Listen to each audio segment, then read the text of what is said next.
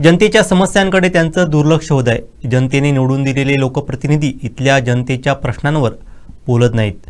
प्रलंबित प्रश्न तसंच राहिले आहेत। आमदार आणि खासदार यांना भेटणं जनतेस मुश्किल झालंय, अशी टीका उबाटा शिवसेनेचे विधानसभा प्रमुख रुपेश राऊळ यांनी केली।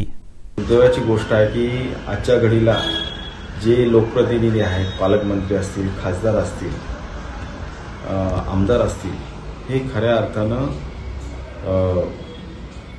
आपल्या पक्षाच्या जातीयते निर्माण करण्याच्या माध्यमातून पक्षवाढीकडे लक्ष देताना दिसत आहेत किंवा अन्य माध्यमातून मारामारी असतील,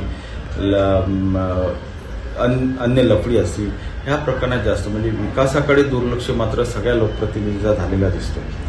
हे आपल्या माध्यमातून सांगू इच्छितो की अनेक वेळा हे पक्षाच्या कार्यक्रमाला मात्र उपस्थित राहिलेले दिसत आहेत, परंतु सार्वजनिक कार्यक्रमाला किंवा विकास कामाला जे जनतेचे प्रश्न आहेत ते सोडवण्यासाठी कुठेतरी पुढे येताना आजचे लोकप्रतिनिधी दिसत नाही।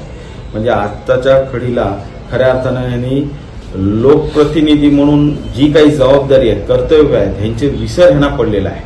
अशा तऱ्हेचे आजच्या घडीला या सिंधुदुर्गला लोकप्रतिनिधी मिळाले, त्यामुळे विकास कुठेतरी खुंटत चालला आहे। विकास हा म्हणजे स्पष्ट बोलायचं झालं तर आज खऱ्या अर्थानं जेव्हा आमची सत्ता होती, शिवसेना उद्धव बाळासाहेब ठाकरे पक्षाची शिवसेनाची सत्ता होती, तेव्हा महाविकास आघाडीमध्ये हे लोक टीका करायचे आणि म्हणायचे तू मोठा भाऊ की मी मोठा भाऊ।